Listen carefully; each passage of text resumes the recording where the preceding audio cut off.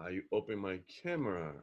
Oh, lovely. Look at you. Hello, how are you, sir? I'm all shaved up, looking pretty for you and Sarah too. Wow, amazing. Hey, Sarah. Oh my gosh, look at these t-shirts. Amazing. Thank you. Thank you. Whoa, this is awesome. We're all dressed up for you. Thank you so much. I really appreciate it. Thank you. Okay, so we're going to set up a few camera angles. So I'm going to start talking on this stool just about here. So if you can do that down a bit, Sarah, and then that way. Look at me, sweetie. That's it. And then I want the full field of view for the mat. And so Sarah's going to lay down. You just want to show Carlos that? So if we don't have to move the camera, it would be the best because it's just us two here. So if I can do a demo there, you can see okay. And then when I come to do my cantilevers and all of my spine models, I'm going to walk right up to here. Is that all okay? One question. When you are on the stand-up position over there, the screen is in your forehead. Okay. Can we move the screen, the camera a little bit up, and I can see the whole head, your whole head. Yes, I think it's perfect now. Let's see.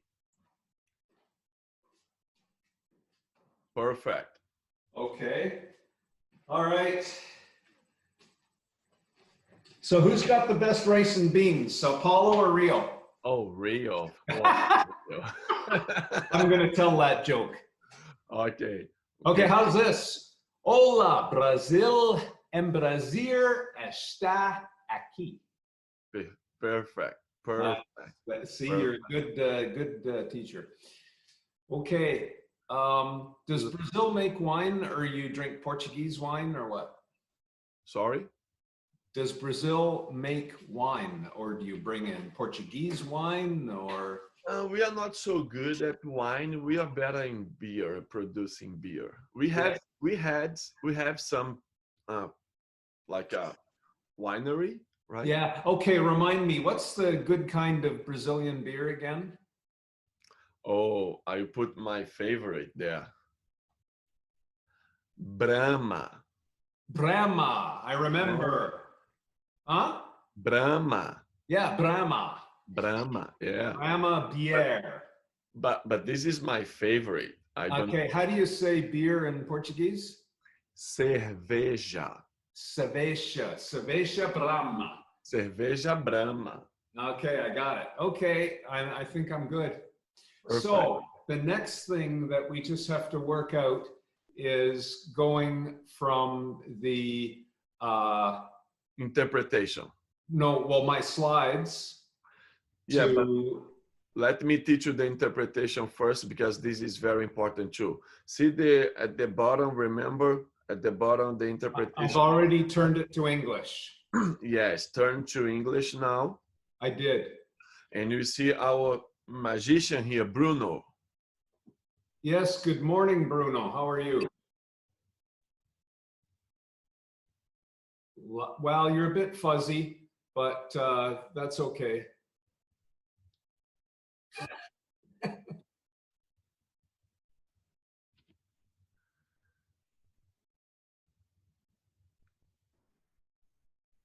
Yes, sir. And we have the other magician called Aldo. Yes, Aldo, you're loud and clear, sir. Same here.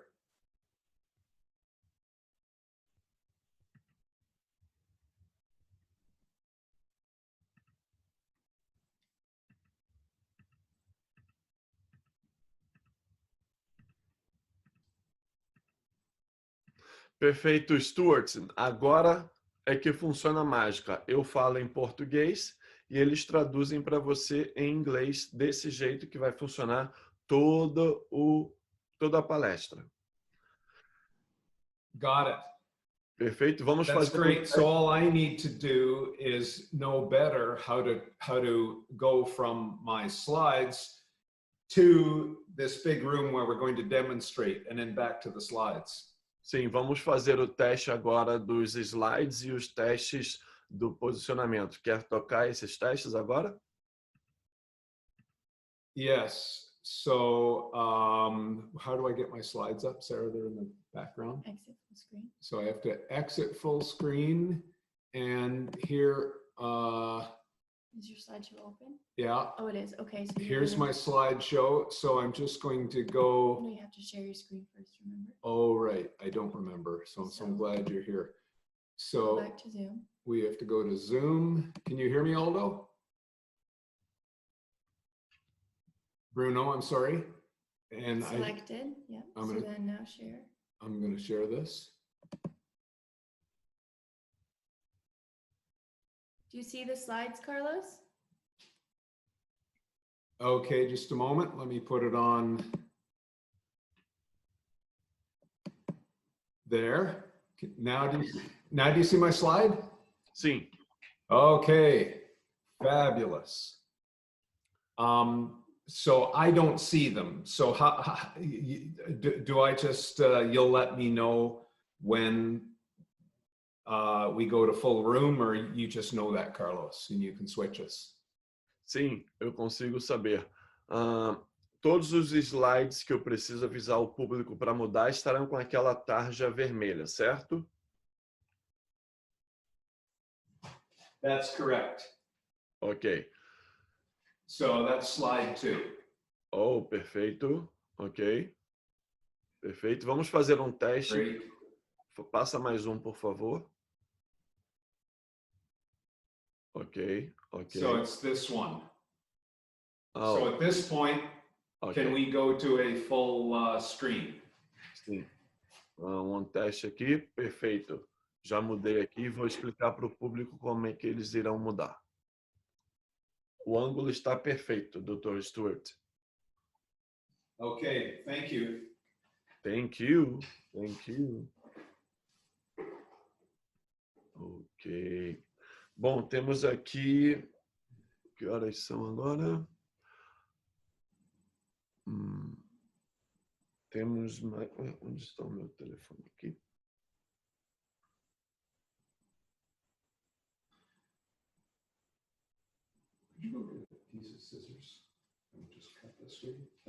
Temos mais 3 minutos, Dr. Stuart. Estamos bem. Pessoal, ainda temos 3 minutos, então Thank you. então se você quiser pegar Obrigado. Obrigado. Se você quiser pegar um café, se você quiser usar o banheiro, eu vou agora pegar o meu café, porque eu também mereço um expresso. Então eu volto em 2 minutos.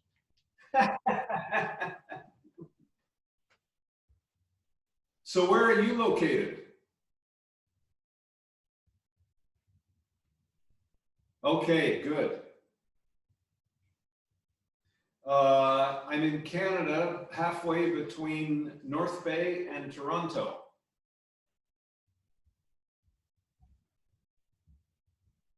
Okay, well, if you come, let us know beforehand, and I'll see if I can.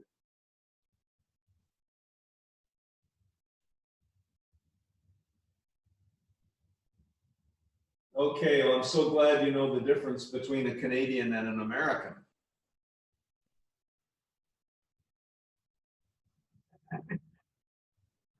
Very good. So I'm just going to put my timer on my phone too, so I'll watch that to stay on the hour.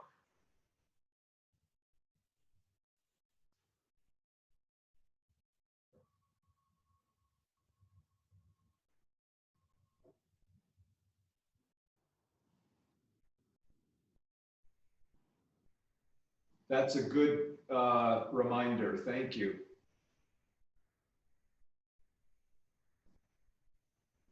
Roger that.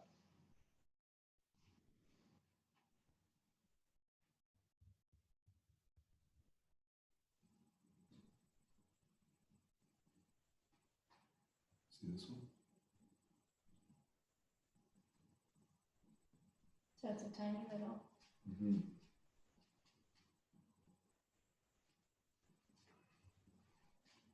Is that a new one? Mhm.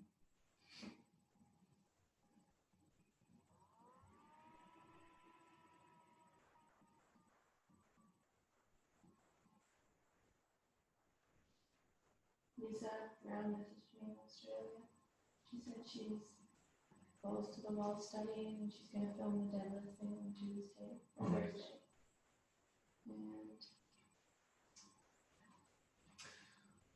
her poor hands. O Brasil em Brasil está. Pierre, no, they're based.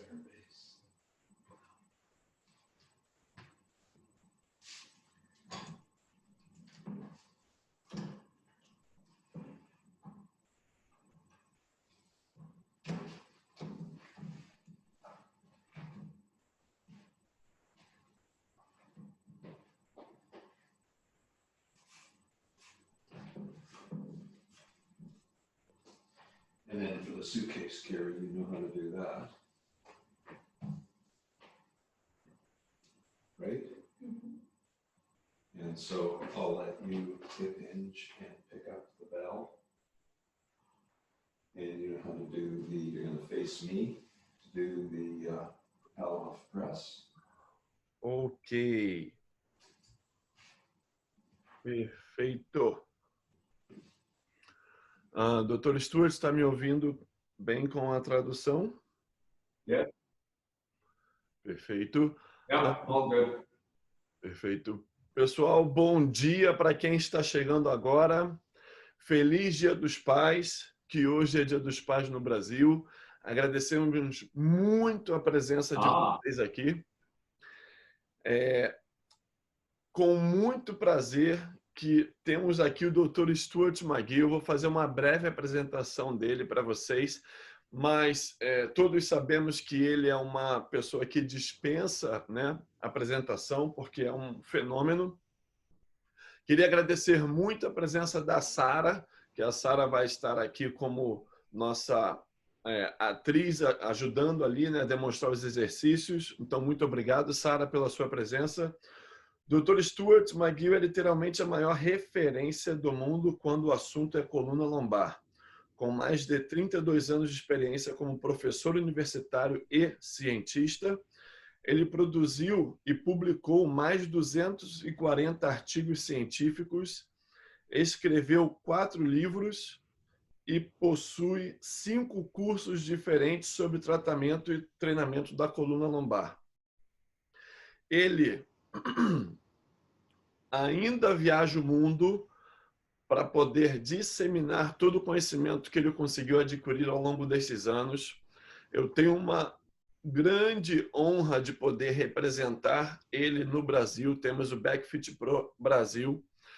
Eles fizeram uma surpresa aqui incrível, que eles estão utilizando a camisa do time Backfit Pro Brasil, que ele recebeu quando foi ano passado. Então, assim, eu realmente fico sem palavras para agradecer o quanto esse senhor, essa figura, essa pessoa que é unanimidade, sempre me tratou muito bem, não teve nunca nenhum tipo de hierarquia, muito pelo contrário, ele é super carinhoso, super brincalhão.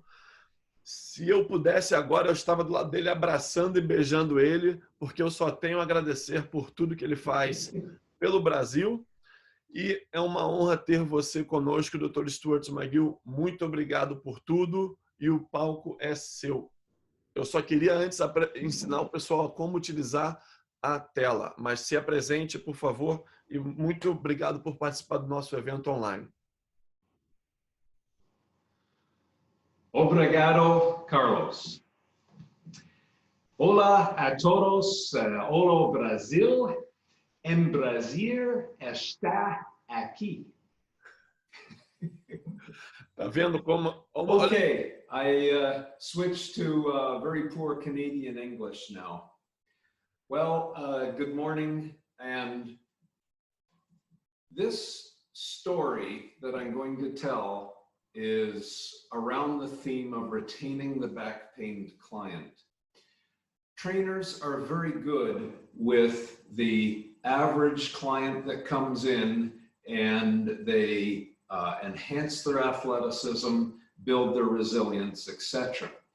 But the problem is when a trainer is presented with a client who has back pain and they can't train with them, or the training session makes their pain worse. So the client loses, or the trainer loses the client, and they lose the income stream, which is very critical, but they also lose the opportunity to change that person's life.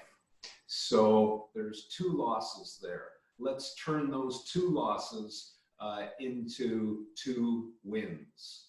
So let me start my story this way.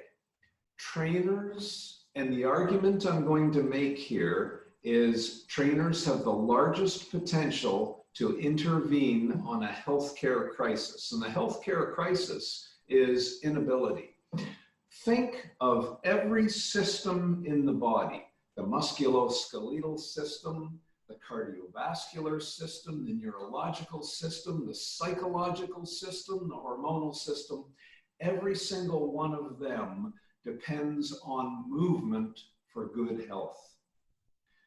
However, there's a little bit of a sobering part to this story, and that is here at BackFit Pro, where we get people with back pain, more than half of the people that we see have either been made worse by trainers or their back pain has been caused by trainers. So that's not to condemn trainers in any way. The good trainers are here today and they're listening. The problem is with our colleagues who don't know how to get a back pained person to the level that the training builds them up rather than tears them down. The other point I want to make is because the health of every system depends on movement, who is the best, most influential healthcare provider in that client's life? Is it the family doc, who would probably give a pill or an analgesic if the patient had back pain? They wouldn't address the cause. Would it be the surgeon, or would it be the therapist who uses ultrasound on back pain? None of these are addressing the cause. The cause are stress concentrations and things that can be modified by movement. If you ask the back pain client what causes your pain, they can usually tell you, well, sitting causes my pain, or lifting more than 50 kilos, or picking up my children, or driving my car, or going for a long walk. Whatever it is, they can tell you in a physical term what causes their back pain. It's usually a combination of a motion, a posture, and a load. Who owns motions, postures, and loads in the whole healthcare rubric? It's the trainer. The trainer has the ability to have the largest influence on that person's lifelong health. So this is very important to get it right. So now, having said that, I'm going to give a little bit of a demonstration and a story. On occasion, hospitals will ask me to come in and would you see a back pain patient in front of our staff, in front of our medics, our nurses, our physios, etc. And I went into this one hospital and they brought up a patient who was an older woman, and the woman walked in and she sat down on the stage, and I said to her, what causes your pain? And she never mentioned her back pain. She said, well, I live in an assisted living, or I live at home, but my physical therapist has told me that when I get off the toilet, I might fall. And therefore, I now have to leave my home and go and live in an assisted living patient care facility. And she said, who's going to feed my cat? And these kinds of things. And she started to cry. It was a terrible, life-changing situation and very traumatizing mentally and psychologically to her. And I said, oh, you might fall when you get off the toilet. Would you show me how you get off the toilet? And she had her knees together and she struggled and she nearly fell. And I said, would you do me a favor? Would you stand up? And I helped her stand up. And I said, did you play baseball when you were younger? Put your hands down on your knees like this, as if you were playing shortstop out in the outfield on the baseball field. Now I want you to be a leaning tower, leaning through your ankles, push your toes down. Now shape your back. That's humping it up like a camel. Now I want you to lift your tail from behind and increase the extension of your back and find the nice little position that is comfortable for you. And then I said, this time when you stand up, don't try and lift with your back, pull your hips through. Carry weight down your arms, shrug down, now pull your hips through.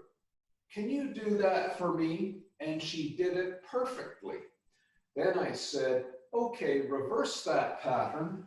Now sit on the stool. Doctor, To get up. Dr. Stuart, Yes. let me teach you people, let me guide people how can they change the size slide.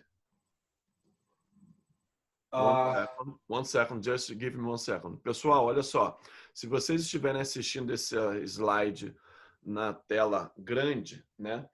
Eu quero que vocês mudem esse tamanho para vocês verem a tela dele maior. Então, você quando arrasta o mouse dentro da tela dele, você vai ver no canto superior direito um quadrado com um quadradinho pequeno cinza escuro e cinza mais claro. Quando você clica naquele superior direito cinza escuro e cinza mais claro, a tela dele vai ficar maior e a tela da apresentação dele vai ficar menor.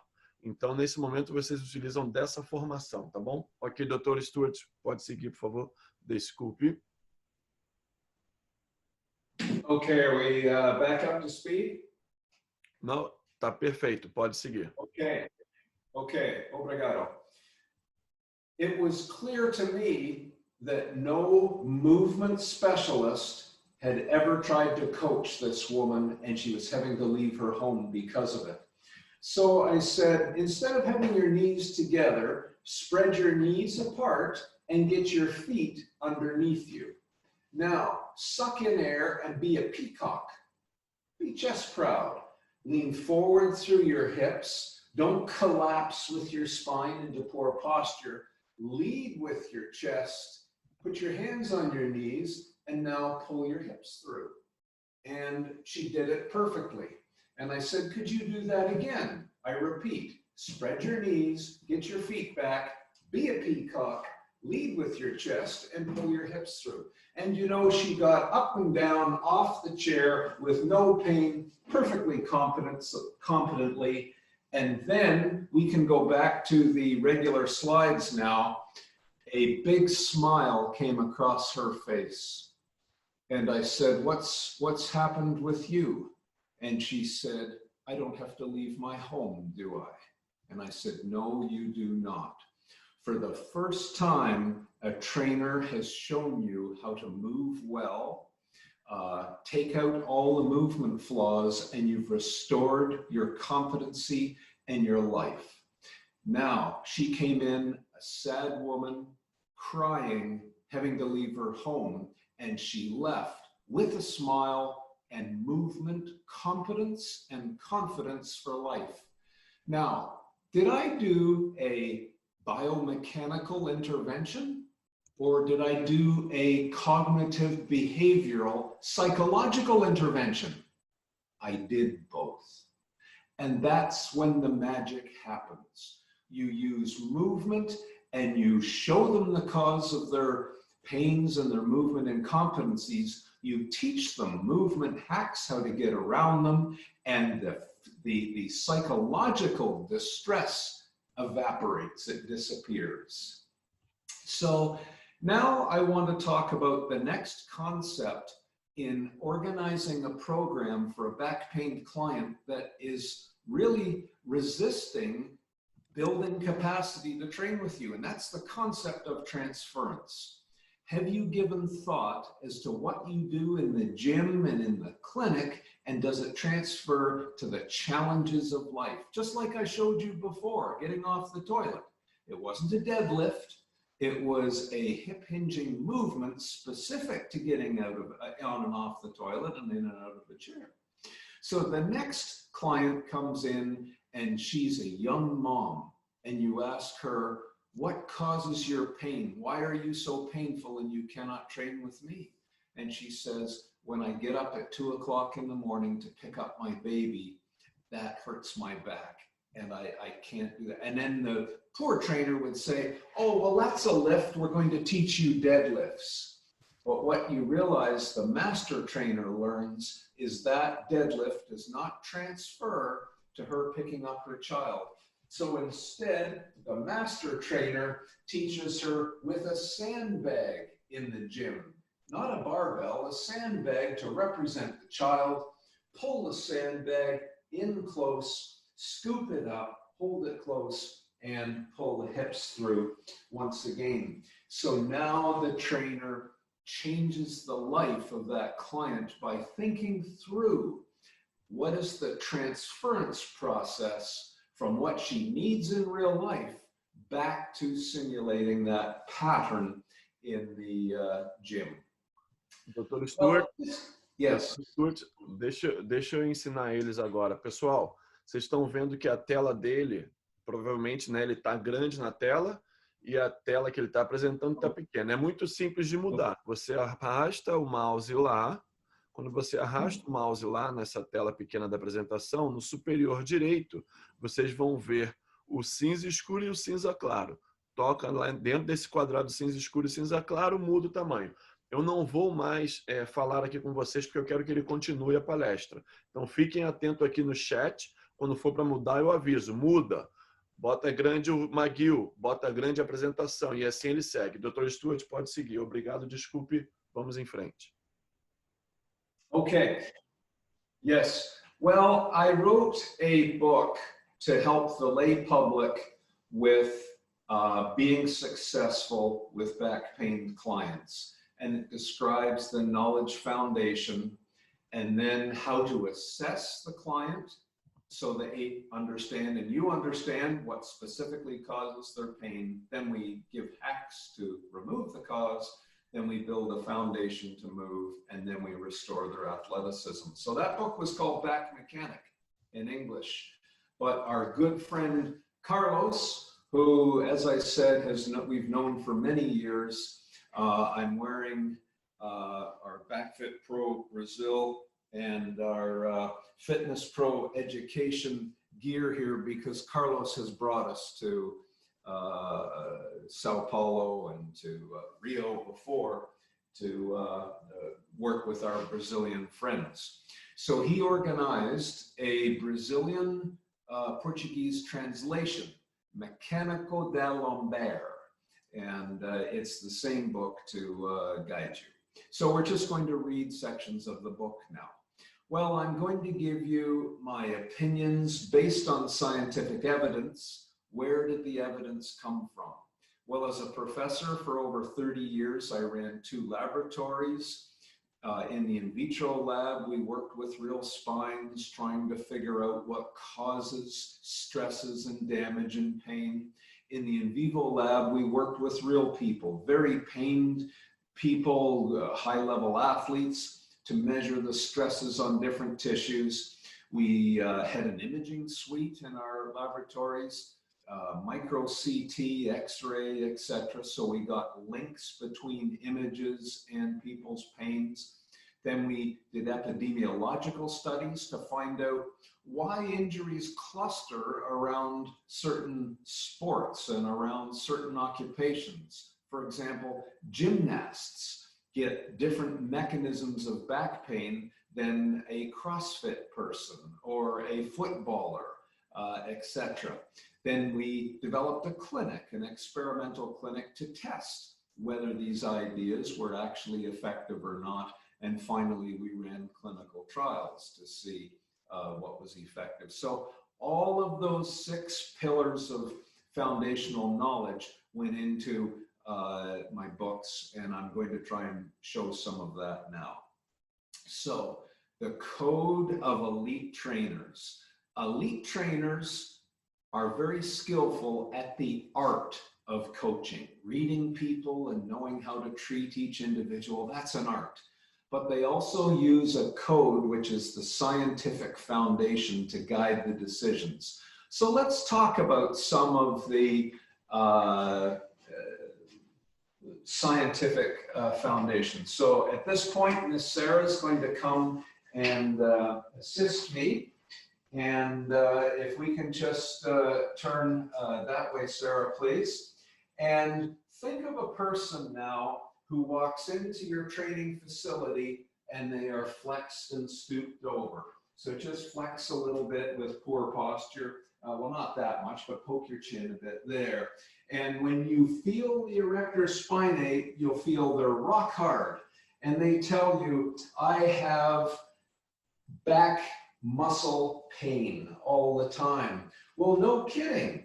Those back muscles are rock hard all the time.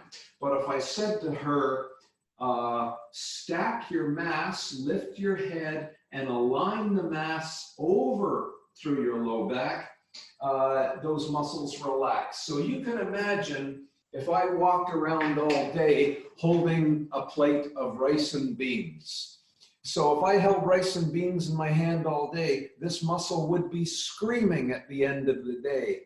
And, you know, by the way, who has the best rice and beans? Is it Rio or is it Sao Paulo?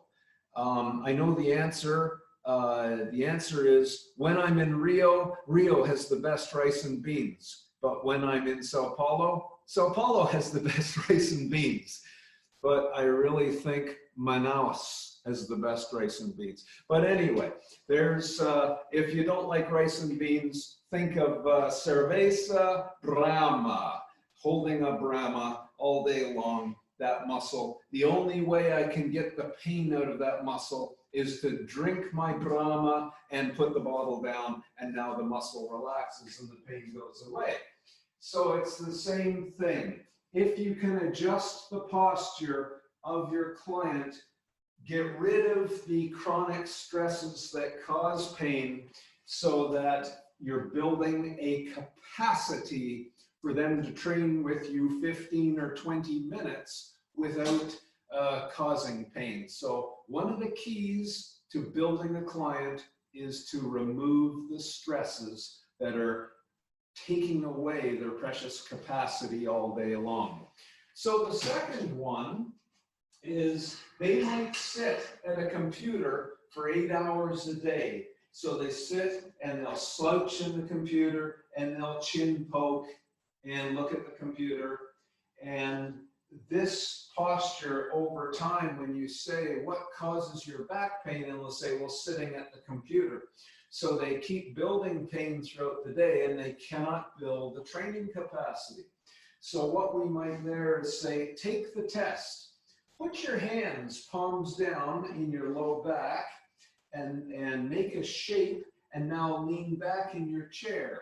Does that take the pain away? And if they say yes, then we will give them a lumbar support, which is pneumatic, and it's got a little pump up bulb and it inflates, and they put that in their back and inflate it to the right amount. And in this way, they're able to create a training capacity so that they can work with you at the end of the day. But if you don't pick up on this, they will never become pain-free enough for you to train them, and you've lost, remember, 2 goals. You've lost a client and you've lost your ability to change their life. So now we're going to move on, and I have a question for you. Some trainers go from a side plank to a Palloff press, thinking that this is a good progression for a back pained client. And then the back pain client has good success with the side plank, and then when they go to the Palloff press, their pain comes back and the trainer loses them once again. So now let me give a little bit of a demonstration of categories of exercise. So consider this dowel or wooden stick, and I'm going to create what engineers call a 3-point bend. I'm going to hold the stick up this end with my hand, and I hold this end of the stick up with the other. So 1 point up, 2 points up, and then the traffic driving across the bridge is a load down. So 2 up, 1 down. This is called a 3-point bend. There's no shear in this structure. Shear is this kind of a force, and this causes back pain. All it's creating is a bend. Notice that the side bridge is a 3-point bend, but the Palloff press is not a 3-point bend. It has a large amount of shear force in it. So this is called a cantilever. If I hold the stick like this now, this part of the stick, yes, it's bending down, but it's also creating a shear load on the stick. So when I do a bent forward row, this row force is causing my upper body to shear forward on my lower body. So that is intolerable, and you will lose a lot of back pain clients that way. So Sarah, she's going to start a side plank for us. And do you see, up you come, that there is 1 point up and another point up, and her mass is a point down. There's no shear in her spine. It's a pure bend, a very tolerable exercise for back pain clients. But now, if you want to stand up, Sarah, we're going to simulate a Palloff press. So we take a cable now, the line of force is very close to her spine, and then as she does the Palloff out, the floor is pushing her feet this way, the cable is pulling her upper body this way. We've got a shear across the back, and just put that down and come on over and face around. If you're a trainer, I can tell whether that causes pain or not by doing a lateral shear test. I'm going to hook my armpit onto her shoulder, and I'm just going to pull her pelvis across like this. And if that causes her back pain, you can see a Palloff press is not building her up. It's actually the poison that is causing her pain. So a trainer who says in their programs, we start with a plank on the floor, and then we always go to a Palloff press, they are violating the code. They don't know how to retain a back pain person and bring them through. So we do know they tolerate a 3-point bend. We know that a cantilever makes their back sick.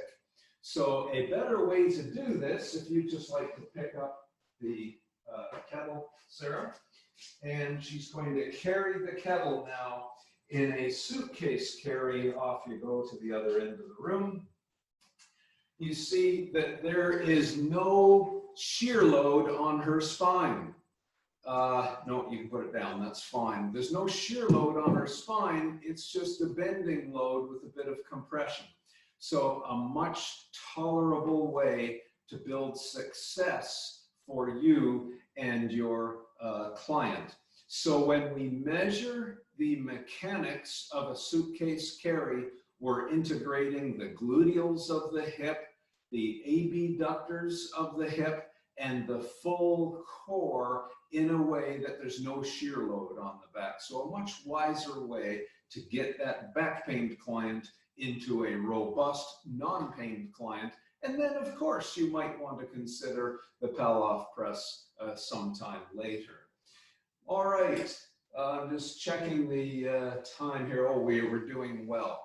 So the next part of the code is when you're programming, what plane of load is the most conserving and what plane is the most expensive. If you hold a load in front of you, the extensor muscles are required to become active. So if we hold a load that creates, say, 50 Newton meters of extension torque, you need the back muscles to become active and they squeeze the spine to about 1.3 kilonewtons. Then I'm going to hold the same load to the side now in a suitcase carry.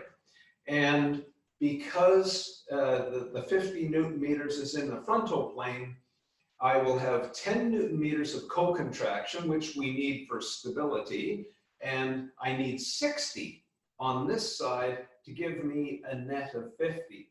But the spine load goes up to about 2.2 kilonewtons.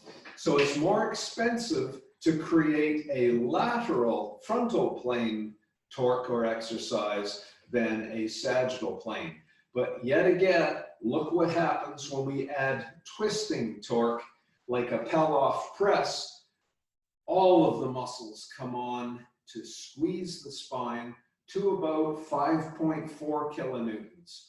So greater than 4 times the expense to create a twisting torque versus the sagittal plane torque. So what the code tells trainers in this is always gain success with the back pain client in the frontal plane. Then we add, in the sagittal plane, pardon me. Then we move to the frontal plane, and then at the very end, we could add some anti-rotation or twisting type of exercise. But some people, they'll have a client pushing a one-arm cable, which you see is an anti-twist, and then they end up back in pain again. Well, now another part of the code is the difference between flexion moment, which is a torque, and flexion movement, which is a motion. Well, if the patient doesn't have back pain, this may not be such a big concern. But when a person does have back pain, repeatedly moving in flexion over and over again, like we see on the right, doing a curl up over a gym ball, that might cause their pain. If it's the motion that causes their pain, we then move them to a front plank. And then we might do a push-up position. And then we might do a walkout, which we see with J.C. Santana, the great trainer from Florida, performing that, which doesn't bend the spine, and it makes it very tolerable for the spine bending triggered client. So you have some choices to make here. And interestingly enough, if you do a sit-up test, you actually get better at doing the sit-ups, doing the front planks, than you do getting the curl-ups over the gym ball. So it's surprising for some people. Don't train the sit-ups, and you'll actually get better at them if you do some very challenging planks. The next part of the code is, what is your goal? What is your end goal with that client? Some people simply want to play with their kids, play basketball, throw a ball, kick a soccer ball, play Brazilian Jiu-Jitsu. They don't want the stiffness from powerlifting, and yet some trainers say we'll do bench press, deadlift, and squats. But wait a second, that's creating a load-bearing adaptation to the body, which you want a little bit of, but the more load-bearing and power kinds of training you do, the less elasticity you have in your body. So powerlifters can't throw a ball, but nor can a quarterback deadlift a lot of weight. So you can't have it both ways. You've got to choose where you're going to emphasize the development and tell the spine through mechanostimulation the best way to evolve. So let's take a golf example.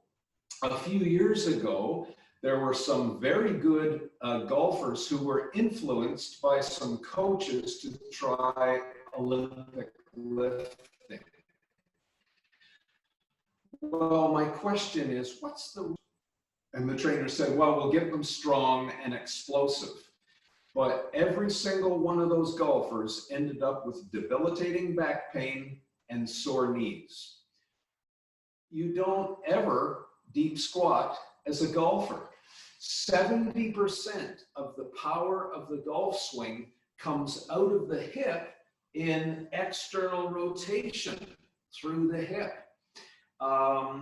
So this is the type of training that has relevance and transference to the sport, and it spares the knees and it spares the back. So those golfers who they've now made a dramatic recovery by stopping all the Olympic lifting and training core fitness together with hip internal external rotation has great relevance to the sport. So in biology, everything has a tipping point. Consider vitamin D, for example. If you're vitamin D deficient, you have sickness. Then you take a supplement and you have optimal health with optimal amount of vitamin D. But if you take too much vitamin D, you cross the tipping point. Now you become sick. And so it is with every variable. So more is not better. No, more is not better. The right amount below the tipping point is better.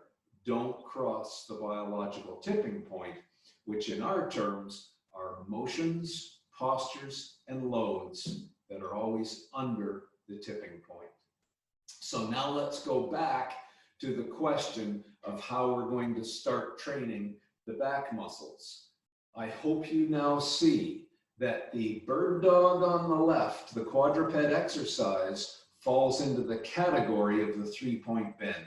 There's a holding up the shoulders, the top of the spine, holding up the pelvis, the bottom of the spine, and the load of body weight, plus the muscle activation. There's no shear. It's just a bending load and some compression. So very, very tolerable for back pain clients.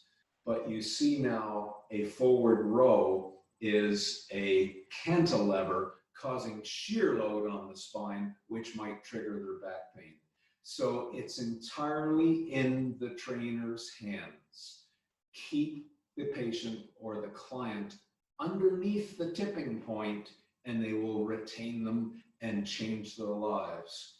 But if they don't understand the scientific code of master trainers, they will fail to create a client who can work with them, and then they lose them.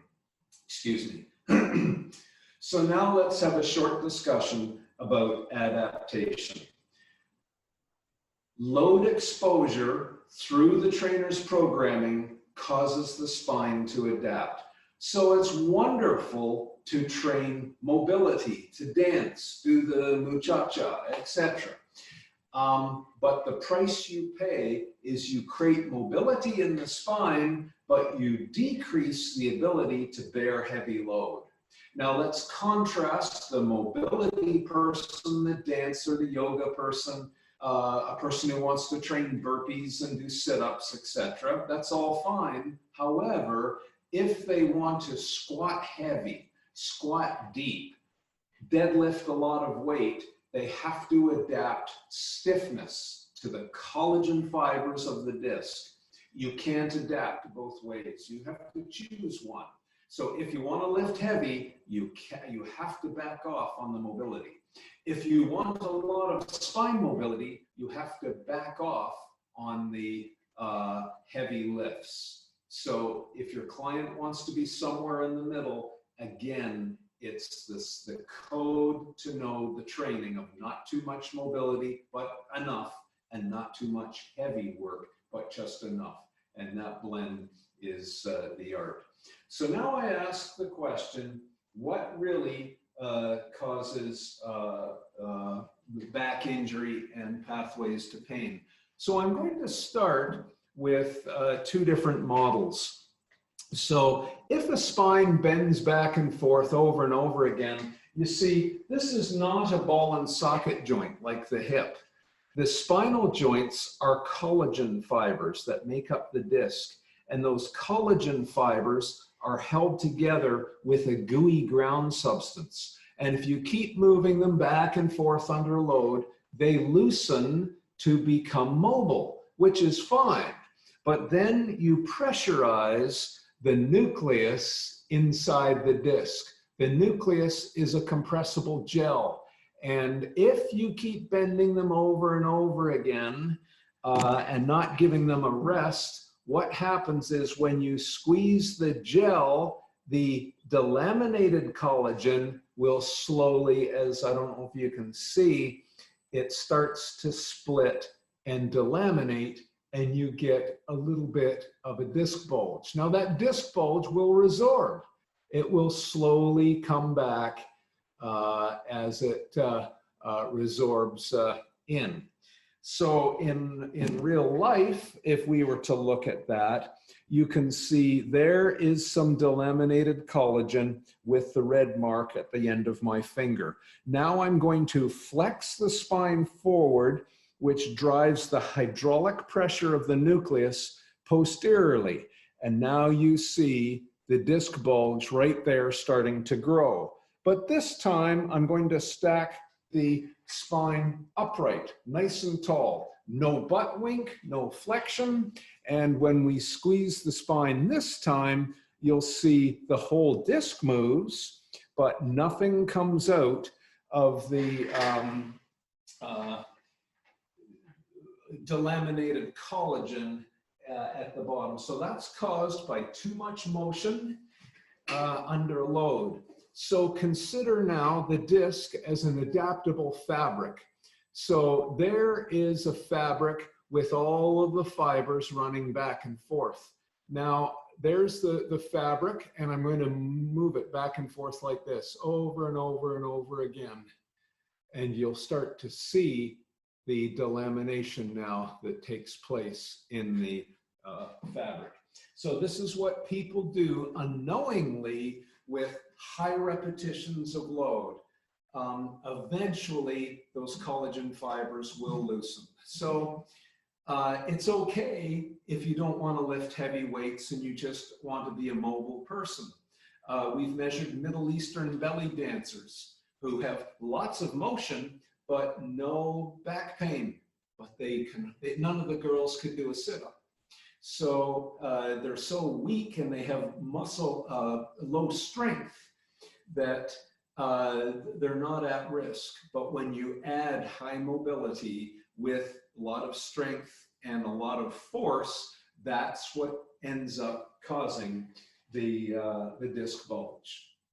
So now I'm going to talk about stability.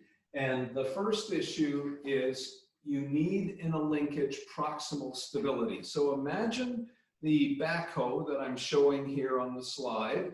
It puts down stabilizing bars into the ground, and it grabs into the ground, allowing proximal stiffness. So now the arm can go and grab earth. So if I was wanting to push someone, for example, I could do bench press with 200 kilo, and I would create athleticism in my pec major. But the pec major is a uniarticular muscle.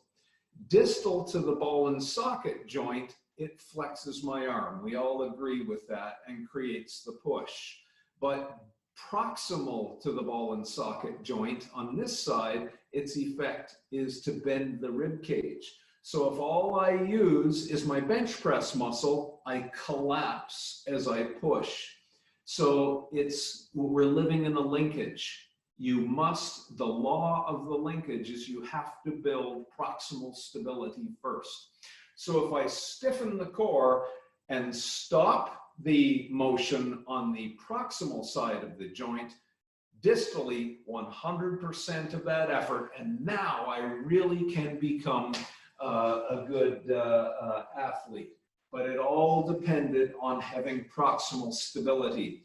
So if I want to kick a football, I have to stiffen and kick to unleash the distal athleticism. And when we measure the ones who kick the furthest, who punch the hardest, they develop the power in their hip, transmitted through a stiffened core, and then boom, out they create the distal athleticism backed up by the proximal stiffness. So you can't argue with that principle. Now, the second principle of spine stability is the spine is a flexible rod. And in order for it to bear load, it requires stiffness. As soon as I take away the stiffness, the spine collapses and it won't bear any load. So as you know, to set up a deadlift, you suck in air about 70% to full tide. You bend the bar, you lock it down, and you pull the hips through with stiffness through the core. If you don't have that proximal core stiffness, there's a chance of the spine buckling, and we've measured and seen that a few times over the years. The other consideration is what happens at the joint. So if a joint has been damaged, say the person has been diagnosed with degenerative disc disease, which is a silly diagnosis, but nonetheless, all it means is the disc has flattened or lost a little bit of height. So here is a disc that's lost a little bit of height. This one is normal, and this one is normal, but this one has lost a little bit of height. Now we're going to do a Palloff press and add some shear load, and you'll see what happens. Do you see how the majority of the motion is occurring at the joint that lost its stiffness? So that creates pain. If you look at the back, the facet joints on the back, once again, the joint that has lost stiffness has, you cross the tipping point in terms of load on the facet joints. So in order to take away this client's pain, you add stiffness, and the best way that we found to do that was through what we call the big three exercises: the modified curl up, the side plank, and the bird dog. It's the very best way to add stiffness around the joint that is painful. This is how you build retained clients as a trainer. So let's go on to the topic of assessment now. And I'm going to show you assessments that are based on motions, postures, and loads. Who owns postures, motions, and loads? The trainer. So this is within your wheelhouse. It's within your code of practice, but every trainer should know how to do this. So Sarah, can I ask you to come out and have a seat on that stool? And if I ask Sarah, do you have any back pain now? And she might say no. I'm going to load it. Would you grab the seat pan and pull up with 10 kilo on either side? And I'll ask the client, does that cause pain? And they might say, no, no pain. I say, stop the pull. Now, don't move your head and neck, but slouch down. Drop your chest down and roll your pelvis back just a little bit. And then I'll say, does that cause pain? And they say, yes, there's my pain. So you've just established that sitting flexed caused their pain. Maybe it takes their pain away. Maybe it's extension that causes their pain. I don't know, but the point is, you will find very precisely that that's good. You will find what causes their pain, to what you need to do to remove the cause and ensure your success. So consider the person on the left now who just had pain sitting slouched. And then you watch them come into your gym. The assessment started when they came into the gym, not when they started working with you. So the professionalism of a great trainer, they don't miss much. They're watching it all. And they'll see the client struggling tying their shoe. And I hope you then see your job is to teach movement hacks. And it's not a matter of what you do in the program anymore. It's what you do to change their life. So you then show them, put your foot up on the stool, take your hip down to the target, now tie your shoe, and you avoid the pain trigger, And now we can get to doing good exercises that will really build your back. So coach movement hacks, but you have to test what causes their pain in terms of specific motions, postures, and loads, then create movement exercises to give them default movement patterns that don't trigger the pain. So the next key is when a person is in pain, train in short intervals. So they might, the first time they see you, all they can do is train for 10 minutes. Okay, show them a program within 10 minutes, work it out, spend the full hour with them to assess them and figure out where their triggers are, and then teach them themselves how to do those exercises a few times throughout the day. If they're doing walks, don't go and walk for half an hour, which guaranteed back pain. Walk 3 times the day for 10 minutes. Cumulatively, they've created the half an hour of good walking, but you expose them to it in tolerable ways, guaranteeing their success.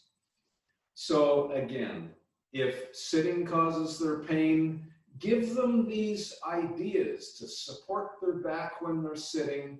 Don't trigger pain. Keep building pain-free robustness, and you will create a person who can now train with you. The next point is this. Some people on the internet say posture doesn't matter, good coaching doesn't matter, just move and exercise. It doesn't work for success in back pain clients. That is wrong. Your coaching matters. It matters a lot. It depends on the patient's success or their failure. I know this because we've done the only study that has ever measured this. We took the fire department in Pensacola, Florida, 75 men, and we trained them in 3 groups. Well, the first group was a control group. The second group was a fitness training group where the trainers just encouraged movement, do more repetitions, etc., but they didn't coach how to do the movements. The third group trained how to do the movements. Movement matters. We used the Exos training coaches of Mark Verstegen, who are very good coaches. They're like Brazilian coaches. They're so good. Before the study started, we took the firefighters and we measured the muscle usage, the joint loading, and stress as they did firefighter tasks. They chopped holes in burning buildings. They piped open elevator doors. They knocked down doors with force, just so we could measure their fire ground competence. But we didn't train it, we just measured it. Then we trained them in the 3 training groups, either just coaching to encourage them or coaching good movement training, the way we do at BackFit Pro Brazil.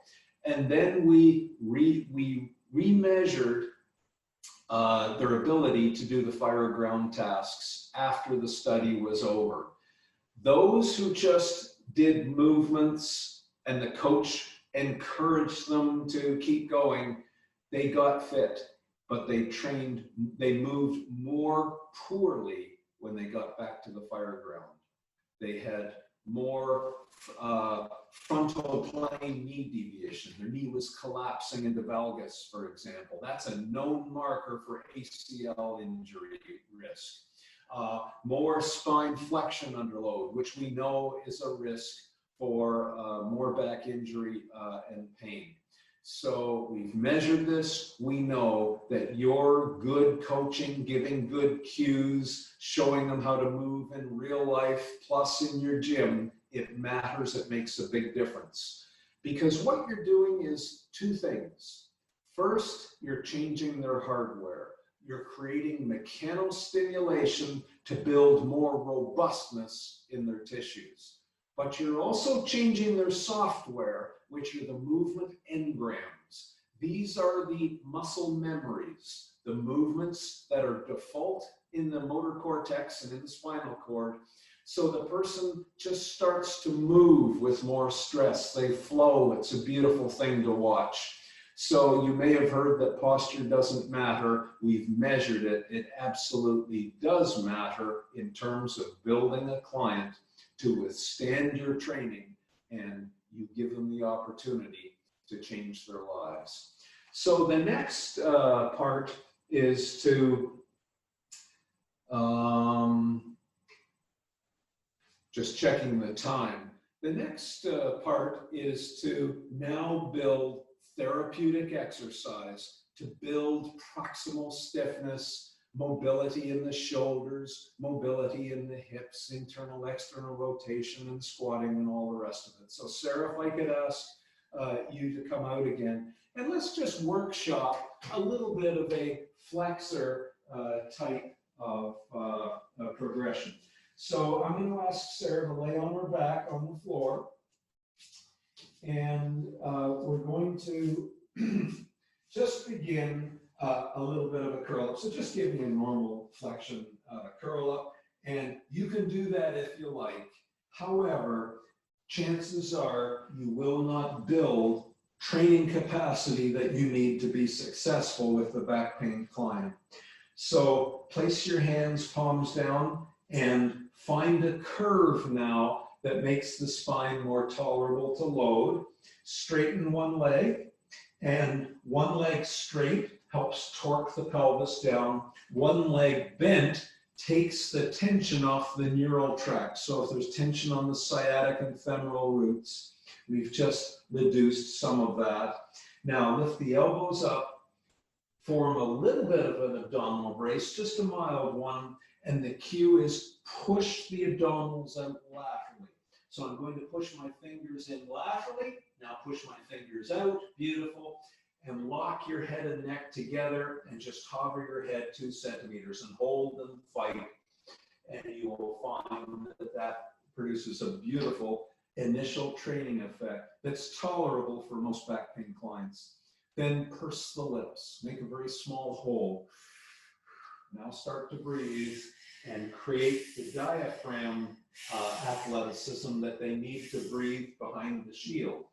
But eventually, we want to add more challenge. So take this arm and put it overhead, and we'll add a little bit of mobility to the shoulders and the hips now, keeping the core locked, the proximal stiffness to unleash the distal mobility. And then let's go to a simple back bridge. And so they will come up as a unit and go back down again. Now it's time to finally add some torsional load. The client has been successful. They're becoming very robust. Straighten one leg. Raise it up a bit, Sarah. Good. Push the heel away and drive up with one leg. Hold it, squeeze, go back down, and up you come again. Beautiful. So now we've added to the program some torsional challenge. But we did it in a way that was very graded and very sensitive to the specific pain triggers that were inhibiting that client. So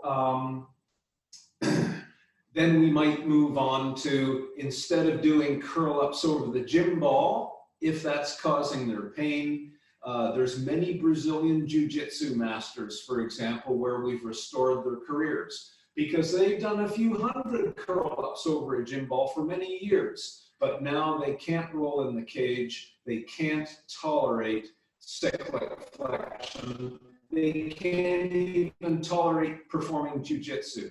So what we've done is we take that mechanism out and we roll them over, and now they do stir the pot on the gym ball, eliminating the motion, and now they finally have built capacity to start rolling in the cage once again. So I've done this too many times to argue with those people who say, well, I need flexion to do Brazilian Jiu-Jitsu, therefore I have to train it. No, they can't train it because they're in too much pain. Take it out and build training capacity. Save it for the cage or the mat. And they become a very tolerant. It is non-negotiable. Trainers have to do short interval walks because it's the very best way to train frontal plane, walking and pacing, and challenging quadratus lumborum and the obliques to hold the pelvis up to allow a swing leg. There's no substitute for the necessity of walking to build a client that is able to train with you. So in this last little bit, I've just got another 4 or 5 minutes or so. So to get a client to walk, I might just come on over, Sarah. Start with the client. Can you stand with 0 muscle? So leaning tower, forwards and backwards, and now go to neutral. Now poke your chin and bring your chin back. And I want you to find the stacking point. So let's create a thrust line from the center of gravity, from her ears, through her shoulders, through her hips, through her knees. So unlock your knees a bit, jazz knees, nice. Stand with no muscle. Just float your head above your shoulders. Find the beautiful balance point through your hips and through your knees. And the thrust line should come down, if I can find my dowel here, the thrust line should come right down to the middle of her foot. Now stand with no muscle. Beautiful. And just to add the slightest little bit of tone, just push my fingers out just a little bit. And now stand and do a knee circle. Nice. And do a knee circle on the other side. And make sure that this doesn't cause any pain. Now go for a walk, swinging your arms about the shoulders, but the instruction is the same. Try and walk with no muscle. Become a pendulum where you store and recover elastic energy. So now I'm just going to move the camera over just a little bit, and I'm going to ask Miss Sarah, we're going to start now a little bit of a back progression. So just lean back and notice that her hands are pronated and she's going to pull into hammer grip. Is this a cantilever or is this a 3-point bend? You should know this now. I hope you see it's a cantilever. It's a very tolerable exercise. There's no shear load through her back. It's just stopping a bending. The floor is pushing her feet this way. The cable is pulling her arms this way, and the mass of her body is that way, but there's no shear. So now pull into hammer grip and go back down again, and she's got a nice little pulsing pull for athleticism, and back we go, and relax. So there's an example of some coaching cues guaranteed to build the athleticism that we're looking for.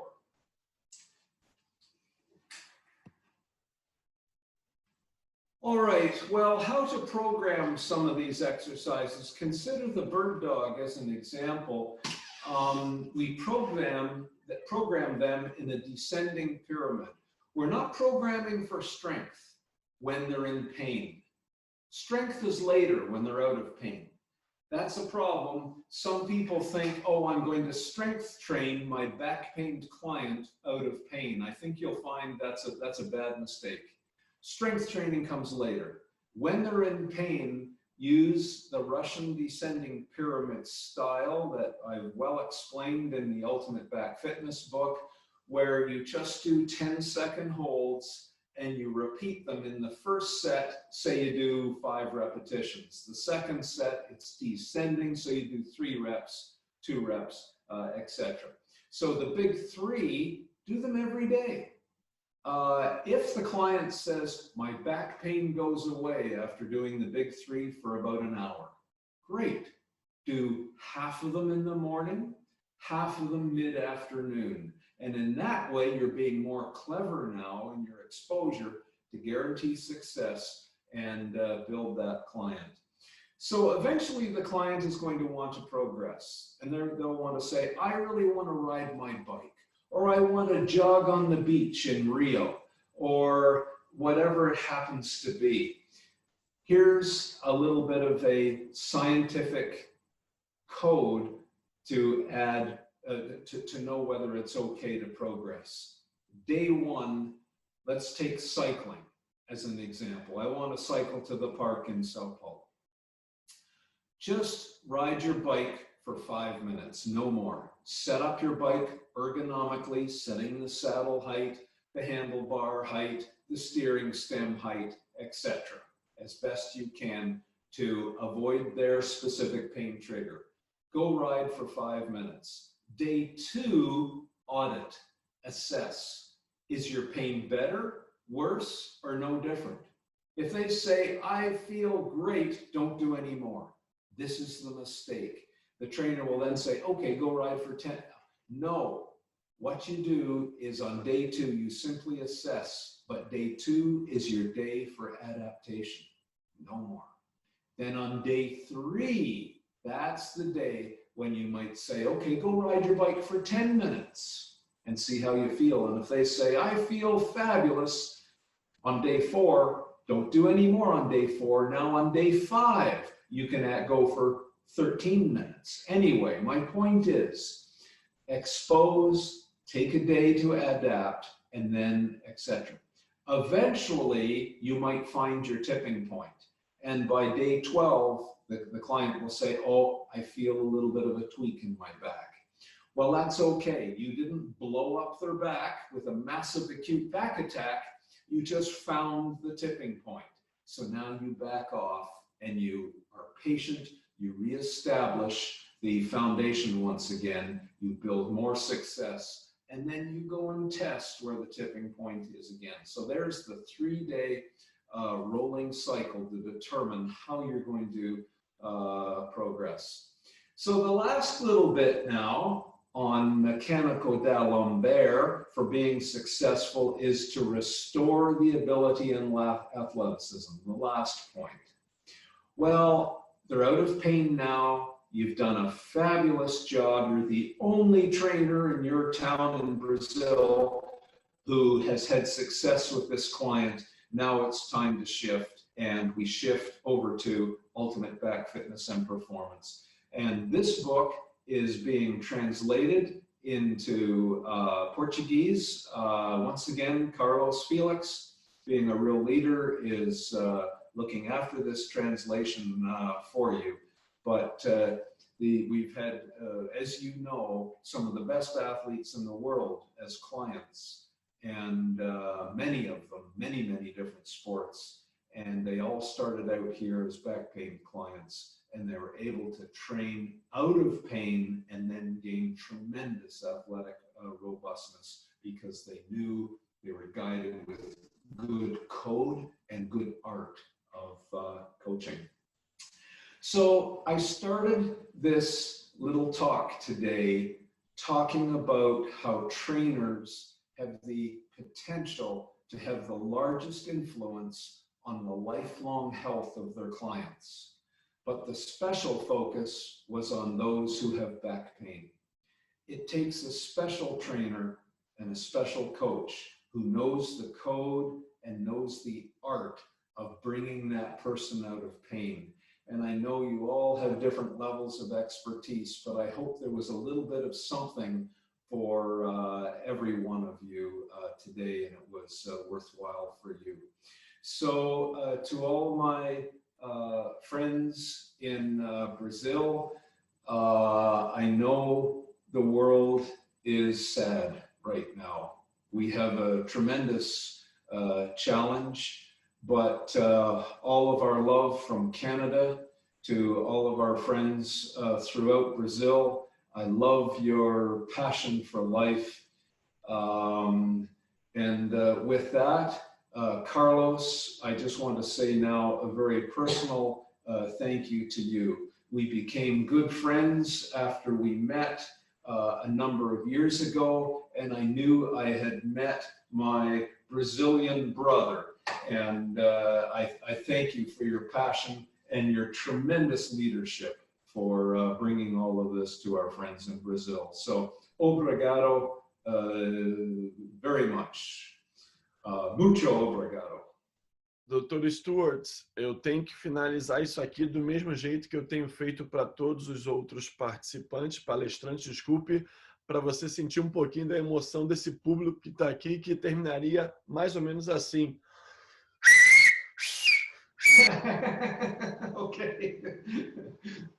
Dr. Stuart, foi excelente. Sara, muito obrigado pela sua participação. Foi muito bom ter você nesse momento de poder apresentar os exercícios, demonstrar as formas corretas, tanto da avaliação quanto do exercício. Eu não vou pedir para você retirar o compartilhamento da sua tela, vou pedir para você manter aí. Vou só fazer um negocinho aqui. Sara, você consegue ver o chat? Se você chegar mais perto, você consegue ver o chat? Chat box. Chat. Você consegue ver o chat? Para vocês entenderem o seguinte, para de compartilhar sua tela para ver então. Para de compartilhar sua tela. Que eu quero que vocês vejam isso, que eu achei bem interessante. Ok. Olha só o que vai acontecer no chat agora. Olha só o que vai acontecer agora. O público estava aqui tão feliz e tão empolgado que eles falaram, as horas que o McGill parava para ver o tempo, o pessoal falava assim, não, não para, não para. Eu fico até o final assistindo o McGill a noite toda, o dia inteiro. Galera, quem aqui ficaria assistindo o McGill o dia inteiro? Bota ali sim, eu, sim, sim no chat. Bomba esse chat para eles verem o quanto vocês estão empolgados com essa apresentação. Porque, Dr. Stuart, foi incrível. As pessoas poderiam, olha lá, eu. As pessoas poderiam ficar aqui 13 horas direto assistindo a sua palestra, porque é impressionante o jeito que você ensina, apresenta. Esse seu coach de outro mundo. Eu gosto de dizer, como outros profissionais, que o senhor é um Jedi. É um Jedi da coluna. Não sei como o nosso time vai traduzir isso, mas é o mestre Jedi da coluna. Eu vou ler algumas perguntas e respostas. Vamos para perguntas e respostas. Não vamos ter tempo de conseguir responder todas, mas assim como os outros palestrantes, eu estou batendo foto de todas as perguntas e depois, por e-mail, nós iremos conseguir responder todos esses nossos participantes aqui. Pergunta de Tel. Professor, muito obrigado pelas valiosas informações compartilhadas. Tem um cliente que sofreu um acidente e quebrou clavícula, costela, fêmur esquerdo. Perguntas individuais, eu não posso ter muita atenção para perguntas individuais. Desculpe por isso, Tel. Patrícia Machado, amei a palestra, mestre, obrigada pelo presente. Quanto à força e mobilidade da coluna, qual seria o melhor estímulo para o praticante de golfe? Well, whenever we have an individual question about a person or about a sport or an occupation, the answer, of course, is always, it depends. Depende. What was the word in Brazilian for depends? Depende. Depende. Depende. I remember that. See, yeah, it depends. So for golf, it depends. You do an assessment of the golfer. So the first thing is there any aspect of golf or golf training that causes pain? And if so, then we address that. But when we get to the broader issue of golf in general, we have put together a whole video on the new science of golf. So let me just back up a little bit and talk about the primary determinants of a great golf swing.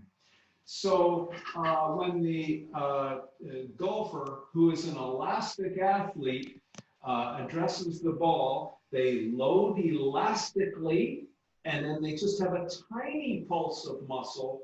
And then when they hit the ball, they have a secondary pulse, and then they relax into backswing. So try and hit a golf ball with a lot of muscle. And what you will find is the ball never goes very far. When the ball goes a long way, it's when you don't try very hard. So you only try about 40% when you swing the golf club. But the idea is to get the pulse going right when the golf club hits the ball. So when you measure the pros, as I have, I've measured quite a few golfers on the PGA. you'll see some golfers, they leap into the air like this. So they use an extension pattern to create the pulse to hit the ball a little bit farther. Because, can you hand me the golf club, Sarah? Out of the corner. The golf club actually has elastic energy in the shaft. So, thank you. So the golf club, it actually bends like this. So as the club comes down, the shaft has loaded elastic energy. And then just before the club hits the ball, the shaft unloads the energy and then whips the other way. So the idea is to get the club to kick. And in order to kick, have you ever cracked a whip? You create a stiff core. Now, if you try and crack a whip like that, it doesn't work.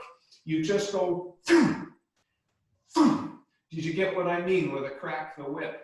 So a golf club, it's a cracking of the whip. Tennis is a cracking of the whip.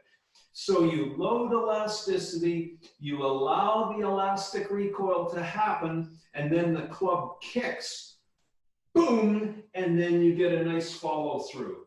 So now we have to start to create some of that. So we might load elastically and then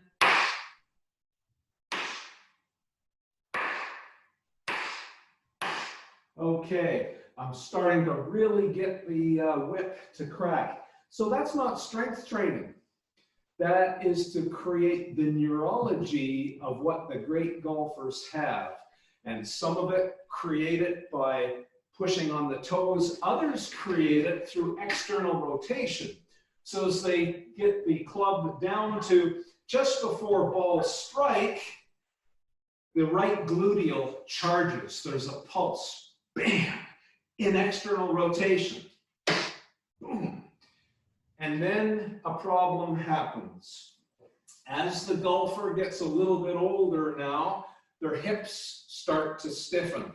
And as their hips stiffen, they lose that pulse. And so they make up for it by now they lead with the hips.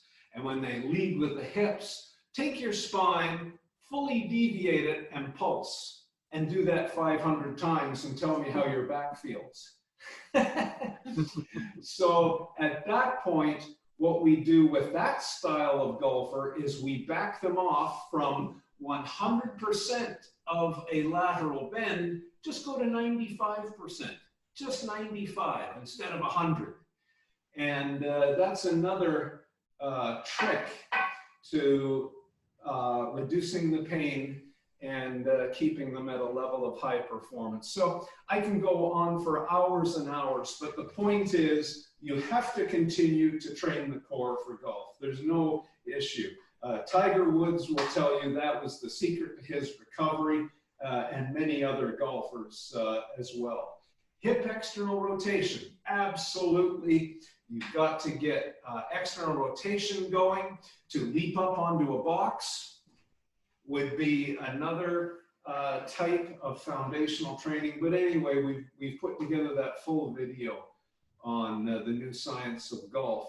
What is required by golf when you actually measure it, and then putting together training progressions for that specific golfer. But every golfer is different based on their injury history, their age, their level of competency, and all the rest of it. So it was a fabulous question, and I'm sorry I'm a little bit unable to hone on a specific for you because we don't have a golfer in front of us.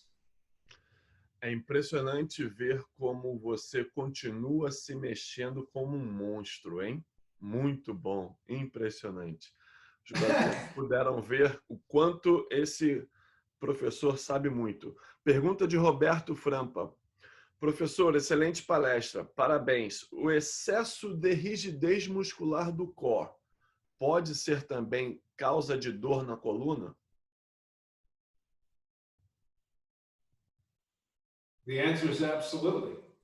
No question. So I could use many, many examples. Just this past week, I had a fellow who was, he was actually, his expertise was running a computer company, but he got into Olympic lifting. So as you know, with Olympic lifting, they wedge into the bar and then they create a barrel of real heavy core stiffness. And then they lift and then they drop down into the snatch, but they have to maintain that barrel. Well, he would maintain the barrel to get off the toilet. He would pick up his briefcase and way overdo it, and he created a diastasis in his upper wall. He tore apart the two recti, not realizing that he had no idea how to do activities in real life. They were all way over braced. So can you come here, Sarah, please? So could you lay on your tummy now? On your back, pardon me. Lay on your back. Can you see Carlos okay? Sim. Or do I have to tilt it down? Perfeito. Perfeito. Tá perfeito. Okay. So would you now do a crook laying position? So 90 degrees at the hips there. Now, purse your lips very small, like you're blowing through a straw. All out. Now you have a tide. Here's high tide, and here's low tide. I need you to blow out past low tide. So get more of the dead space out of the lungs, even after low tide. So just blow out all the way, all the way, all the way, relax. And that's what he had to do now as a strategy to knit together the diastasis and get away from the heavy bracing that he was doing, that he learned in Olympic lifting, and he was inappropriately using that throughout the day. That's good. So that would be just one example.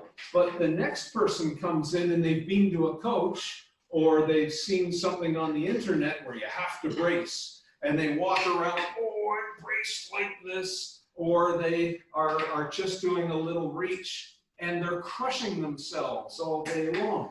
So instead, we might say, just relax, stand, zero muscle. You saw this little drill that we did with Sarah. And then just add just enough tone to take the pain away when we stand up. No more, just sufficient. Sufficient is a very important word. Sufficient to allow me to not do this kind of movement with my spine, so I have to control the movement and I have to control pain. No more. There is sufficient. Now I walk, and now I might do a reaching exercise. So just sufficient stability. Can I reach and touch? Can I reach and touch? Can I reach behind and touch? Or come on over, Sarah. We might do a little soft hands drill. So stand with no muscle. Just hover, find your balance point, and touch my hand. And now we have a piece of paper between our hand. So this piece of paper, it must not drop. Just a very, very light touch. So if we separate, the paper drops. So just a very light touch. Calm down. Now just enough. Now keep the paper, and I'm going to take you over here. So at this point, you have to turn your hip. There you go, and come back. Now start to flow a little bit. Do a little hula dance. There we are. Loosen it all up now. And now we're going over here. You're pushing too hard. Come on, reach, reach, reach, and now come back. There you go. So I can, and then I might take the client down onto their knees, over onto their back, and back up again to learn appropriate control and bracing. But as I said, everybody is different. Is that a reasonable start on that kind of a discussion for that sort of question? Foi perfeito. Foi perfeito. Uma pergunta aqui. Poderia correlacionar o encurtamento e tensão dos isquios tibiais tem alguma correlação com dor na coluna lombar? Well, that's another one of those it depends question. if you're a, let me ask you, do you think Michael Jordan had loose hamstrings? What did the person say? Não sei se ele vai poder se responder. Oh, okay. Well, anyway, my point is, tight hamstrings is strength in some people, and it's a problem in others. The answer is, of course, it depends. So when you look at the great leapers who can dunk a basketball and fly through the air, they run, they plant the heel, and then boom, they explode with a hammer through the gluteals, and off they go into the air. But if they land on their toes, when the gluteals explode, it just pushes the heel into the ground. So the tight hamstring is all part of the power of they plant, they take a two-step hinge jump, boom, and then they fly. So that spring is, if they had loose hamstrings, they couldn't do it. The best basketball dunkers, and I've measured, I think of the fella who put on the dunk exposition at the NBA All-Star game when the Raptors held it 3 years ago.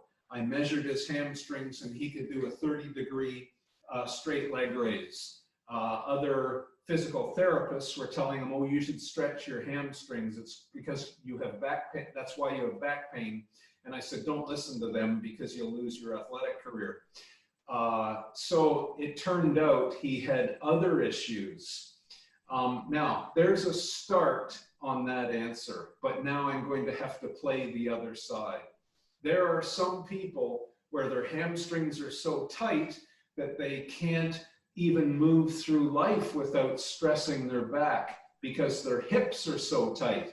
So with those people, obviously, hamstring mobility is part of the puzzle. Now I'm going to go back the other side because more than half of the clients who come here saying, oh, I've got tight hamstrings, I stretch them every day. And I said, precisely, that's why you've never got better. They confused hamstring tightness with sciatic nerve tightness. So they perceived that this was causing hamstring tightness, but not realizing that that was actually sciatic nerve tightness. So if I had this kind of a hamstring stretch and I flexed my neck, and if that tightens my hamstrings, that's a sciatic nerve tightness that mimics as a hamstring perception. And if that reduces the tension in my hamstring, so you see, it's a mimic of a tight hamstring, sciatic nerve that's mimicking as a tight hamstring. So if you stretch a tight sciatic nerve, it keeps it sensitized. You won't get better. So it takes a little bit of testing, which you will then see in my book, Low Back Disorders, on how to separate out. How do you test for a tight hamstring versus a tight sciatic nerve? And the final point that I want to make, these are fabulous questions, and I could write a book on every single one of them. But the final point is this: categorically, if we take groups of symmetric athletes, so let's take a marathoner and we'll take a road cyclist. So symmetric athlete, those who have tight hamstrings may or may not have a higher incidence of back pain, but those who have asymmetric hamstrings, those are the ones. So one's a bit tighter than the other, and what happens when they're on the bike, every time they ride, oh, tweak, tweak, tweak, tweak, going right into their back. Or another time that you'll see it is on an elliptical trainer. One tight hamstring puts load into the back on the tight side every single time. So some people will say, oh, I love elliptical trainers, my back feels great. They have symmetric hips, hamstrings, flexors, etc. The next person says, oh, that elliptical tweaks my back. And those are the ones that you find the asymmetries on. So again, I can go back and forth all day long about tight hamstrings.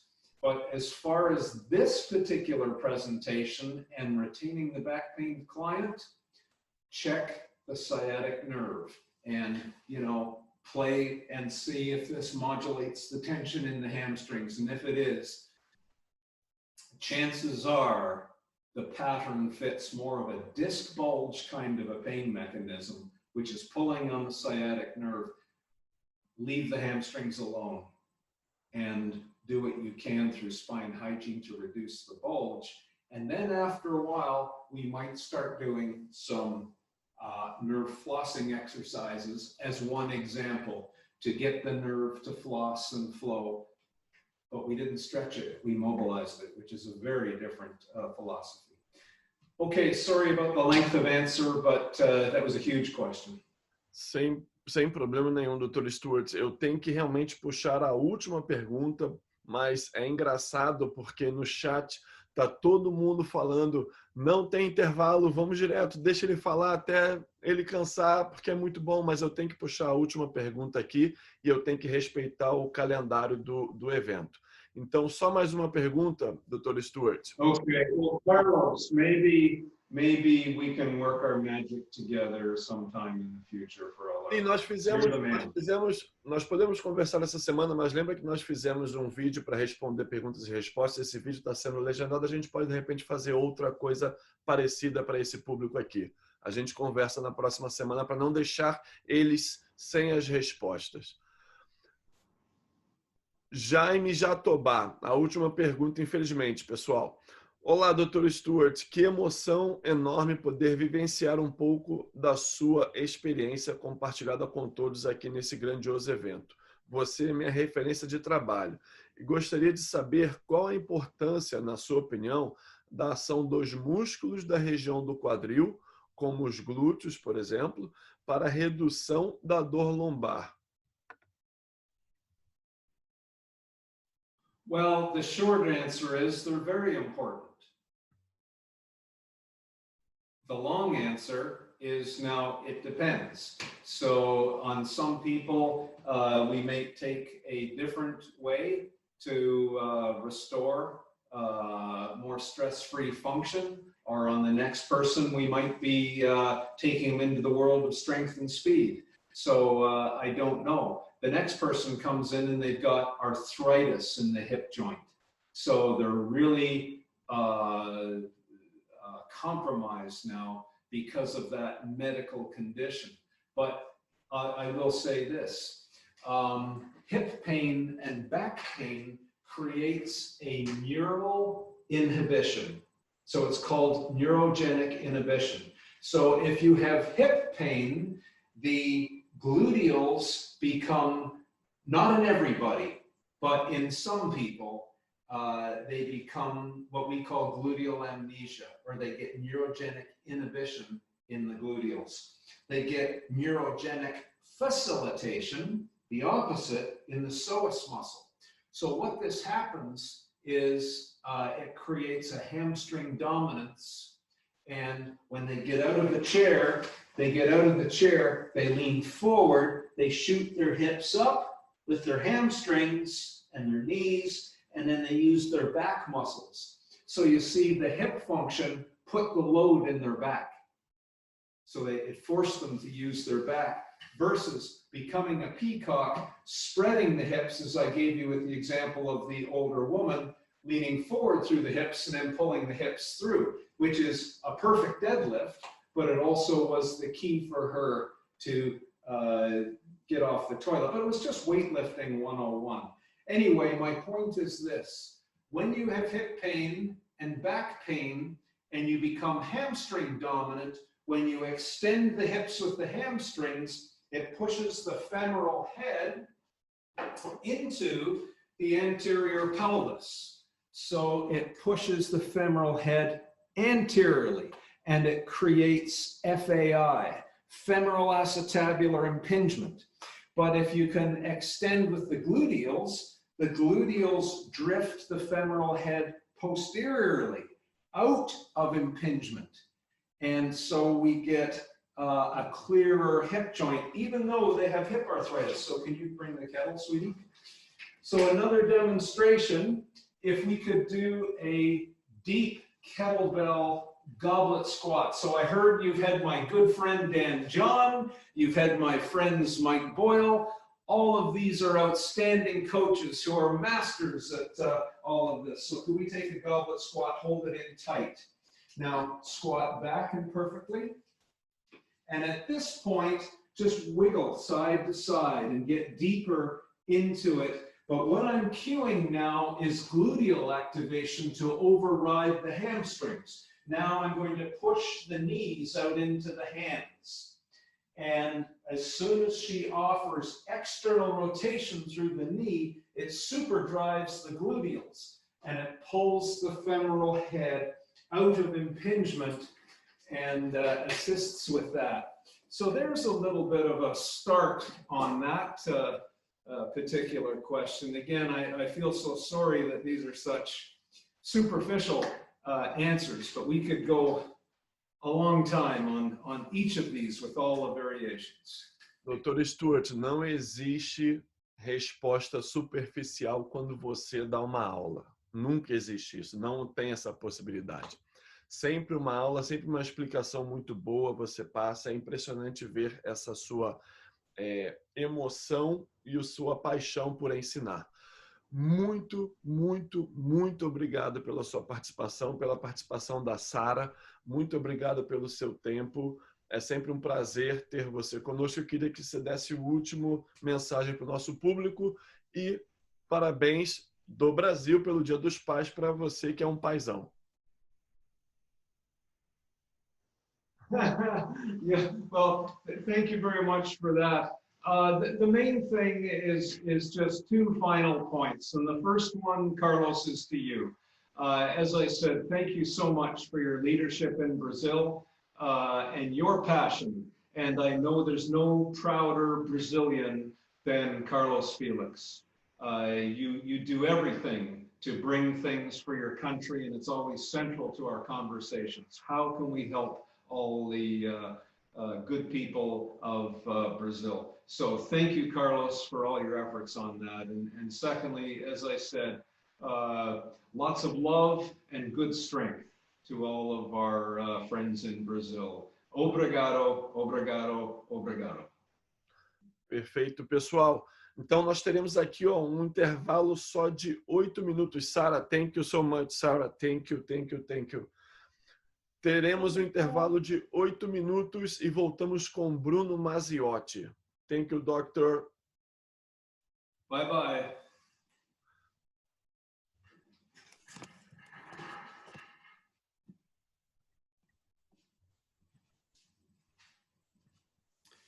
Okay, I leave now, Carlos. Yes, okay, perfect, doctor. Bye.